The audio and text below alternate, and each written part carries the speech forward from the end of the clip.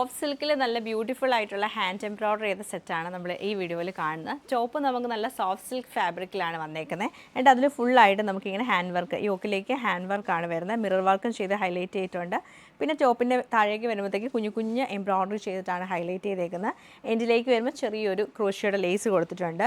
ദുപ്പട്ട നമുക്ക് വന്നേക്കുന്നത് നല്ല വിസ്കോസ് ഓർഗൻസ ഫാബ്രിക്കിലാണ് ദുപ്പട്ട. സെയിം നമ്മളിപ്പോൾ ദാമിനി കണ്ട സെയിം ആ ഒരു ക്രോഷ്യ ലേസാണ് ദുപ്പട്ടയുടെ സൈഡിൽ കൂടെ പോയിരിക്കുന്നത്. പിന്നെ ഉള്ളിലൊക്കെ നല്ല എംബ്രോയ്ഡറി, ഹാൻഡ് എംബ്രോയ്ഡറി ചെയ്തിട്ട് ഇങ്ങനെ ഹൈലൈറ്റ് ചെയ്തേക്കുവാണ്. ഇതിൻ്റെ കൂടെ നമ്മൾ പെയർ ചെയ്തിരിക്കുന്ന സാൻഡൂൺ സിൽക്കിൻ്റെ ബോട്ടോ ആണ്. അതുപോലെ ഈ ദുപ്പട്ടയുടെ എൻഡിൽ നല്ല രസമാണ് ദുപ്പട്ടയുടെ എൻഡൊക്കെ കാണാൻ.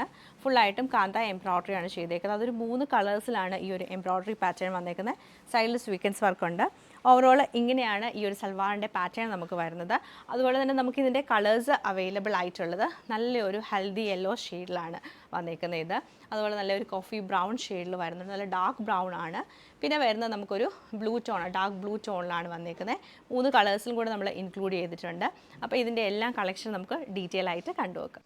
സെയിം പാറ്റേൺ തന്നെ നമുക്ക് നല്ല ബ്യൂട്ടിഫുൾ ആയിട്ടുള്ള ഒരു യെല്ലോ കളറിലാണ് ഇത് അവൈലബിൾ ആയിട്ടുള്ളത്. സെയിം പാറ്റേൺ തന്നെ എംബ്രോയ്ഡറി ആണ് ഇതിലും ചെയ്തേക്കുന്നത്. യോക്കിലേക്ക് വരുമ്പോഴത്തേക്ക് നമുക്ക് ആ ഒരു കളർ ടോൺ തന്നെ വരും. മൾട്ടി കളേഴ്സാണ് യോക്ക് ഫുൾ വരുന്നത്. ദുപ്പട്ട വരുമ്പം ഓർഗൻസയിലും ബോട്ടം സാൻഡൂൺ സിൽക്കിലുമാണ് പെയർ ചെയ്തേക്കുന്നത്. സെയിം പാറ്റേൺ തന്നെ നമുക്ക് നല്ലൊരു കോഫി ബ്രൗൺ ഷെയ്ഡിലാണ് ഈ സെറ്റ് വരുന്നത്.